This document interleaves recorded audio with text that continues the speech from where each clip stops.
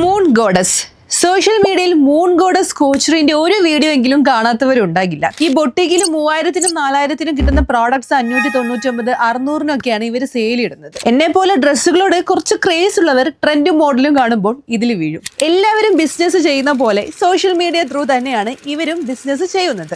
40 ലക്ഷത്തിലും അധികം ഫോളോവേഴ്സ് ഉള്ള ഇൻസ്റ്റഗ്രാം പേജിലൂടെ സ്ഥാപനത്തിന്റെ ഉടമ അനിത ഷെയർ ചെയ്യുന്ന റീൽ വീഡിയോസ് കണ്ട് ഇഷ്ടപ്പെട്ടാണ് ആളുകൾ വസ്ത്രങ്ങൾ ഓൺലൈൻ വഴി ഓർഡർ ചെയ്യുന്നത്. ക്യാഷ് അടച്ച് ബുക്ക് ചെയ്താൽ പെട്ടെന്ന് തന്നെ ഡെലിവറി. എന്നാൽ ഓർഡർ ചെയ്തവർക്ക് വർഷങ്ങൾ കഴിഞ്ഞിട്ടും വസ്ത്രവുമില്ല, പണവുമില്ല. 400ഓളം കസ്റ്റമേഴ്സ് ആണ് ഇപ്പോൾ ഇവർക്കെതിരെ പരാതിപ്പെട്ടിരിക്കുന്നത്. എന്നാൽ ഇവരുടെ വെബ്സൈറ്റ് അല്ലെങ്കിൽ സ്റ്റോറിൽ നേരിട്ട് മാത്രമാണ് സെയിൽ ചെയ്യുന്നത്, ഇൻസ്റ്റാഗ്രാം വഴി ചെയ്യുന്നില്ല. ഇതേ പേരിൽ വാട്സപ്പ് ഗ്രൂപ്പുകൾ ഉണ്ടാക്കി മറ്റ് തട്ടിപ്പ് സംഘങ്ങളാണ് ഇങ്ങനെ ചെയ്യുന്നത് എന്നൊക്കെയാണ് ഉടമസ്ഥയായ അനിതയുടെ എക്സ്പ്ലനേഷൻ.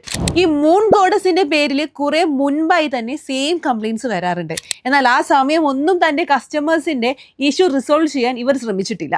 ഏത് ബിസിനസ് ആയാലും അവിടെ കസ്റ്റമേഴ്സ് തന്നെയാണ് ഇമ്പോർട്ടൻറ്റ്. കസ്റ്റമേഴ്സിനോട് നല്ല രീതിയിൽ ഇൻട്രാക്ഷൻ നടത്തിയില്ലെങ്കിൽ ഒരു ബിസിനസ് എങ്ങനെയാണ് നല്ല രീതിയിൽ മുന്നോട്ട് കൊണ്ടുപോകാൻ സാധിക്കുന്നത്?